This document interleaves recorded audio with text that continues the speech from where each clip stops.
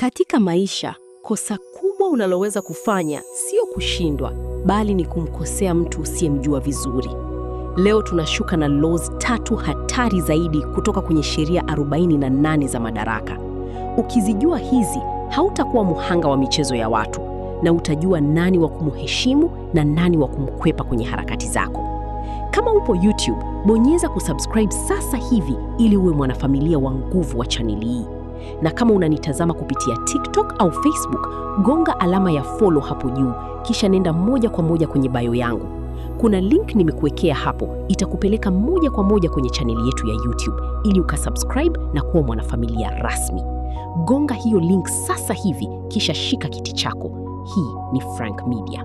Sheria ya 19 inasema, jua unapambana na nani, usimkosee mtu asiyestahili. Robert Greene anasisitiza nukuu hii nzito kutoka kwenye kitabu. Usidhani kamwe kuwa mtu unaidili naye ni mnyonge au hana nguvu kuliko wewe. Kuna watu watakaoweka kinyongo mioyoni mwao kwa maisha yao yote. Duniani kuna aina hatari sana ya maadui ambao ukiwachokoza umechokoza nyuki. Kuna mtu anaitwa mwenye kiburi cha ndani na kuna mliza kisasi wa kimya kimya. Ukimkosea mtu wa namna hii, hata uombe radhi vipi, hawasahau kabisa. Watasubiri miaka 5 au 10, watarudi kuangamiza himaya yako wakati ukiwa umesahau kabisa mchezo uliomfanyia. Sura ya upole isikudanganye. Jua vizuri unaicheza naye kabla hujavuruga amani yake. Sheria ya 20 inasema, usifungamane na upande wowote. Hapa kuna nukuu ya dhahabu inayobeba sheria hii. Ni mjinga pekee anayekimbilia kuchagua upande. Usifungamane na upande wowote au jambo lolote isipokuwa nafsi yako. Kwa kulinda uhuru wako, unakuwa bwana wa wempia. Watu wasio na akili ya kiushindani hukimbilia kuchagua upande pale wanapoona pande mbili zinagombana ili waonekane wamo. Ukichagua upande, unakuwa mtumwa wa ule upande na unapoteza nguvu yako ya siri ya kuamua mambo. Mjanja anasimama katikati na kuwatazama wanavyochorana. Unakuwa kama sumaku. Kila upande unakuhitaji kwa sababu hupatikani kirahisi. Waache wagombane, waache wamalizane nishati zao. Wewe baki huru ukijenga nguvu yako mwenyewe.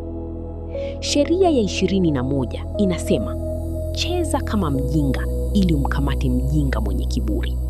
Kitabu kinatupa siri hii kubwa. Akili ni sifa ambayo watu wengi wanapenda kuamini wanayo. Wafanye walengwa wako wajione wana akili kuliko wewe, na hawatawahi kuhisi nia yako ya ndani ya siri. Hakuna kitu binadamu anachopenda duniani kama kujiona yeye ndiyo mjuaji na ana akili kubwa kuzidi wengine. Ukikutana na mtu anayejiona anajua kila kitu, usipoteze muda kubishana naye.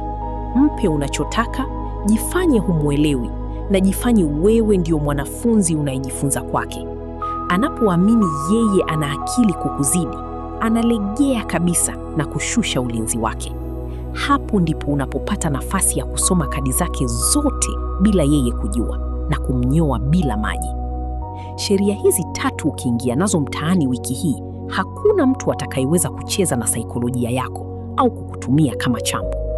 Kati ya law 19, 20 na 21, ni sheria gani ambayo umeshawahi kuona inafanya kazi kwako au kwa watu wanaokuzunguka?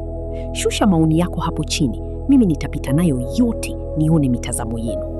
Kama bado hujajiunga na familia yetu kule YouTube, gonga subscribe sasa hivi. Na kwa wewe uliyepo TikTok na Facebook, usiondoke hivi hivi bila kubofya ile link iliyopo kwenye bio yangu sasa hivi. Itakupeleka direct YouTube ukasubscribe ili uwe unapokea madini haya makavu kila wiki. Hii ni Frank Media. Tukutane kwenye sheria zinazofuata. Stay sharp.